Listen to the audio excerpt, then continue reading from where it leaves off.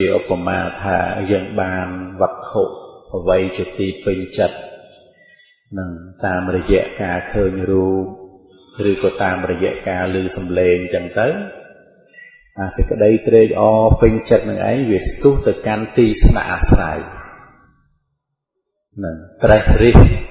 នៅក្នុងអារម្មណ៍នោះរឿយនេះឯងអារម្មណ៍នឹងឯងគឺជាសម្បុកជាទីស្នាក់អាស្រ័យនឹងរបស់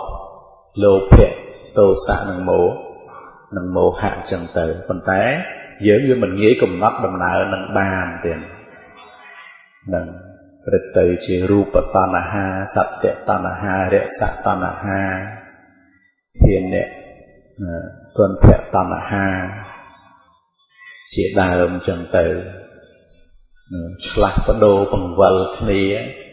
នឹងតាមសភាពនៃអារម្មណ៍នោះមកកាន់គន្លងទ្វារណាមួយអញ្ចឹងគឺថាយើងសិក្សាដើម្បីកំណត់ដំណើរទៀតនឹងកំណត់ដំណើរនៃ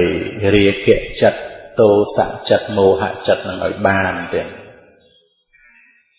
ញាតិញោមពុទ្ធបរិស័ទឧបមាថា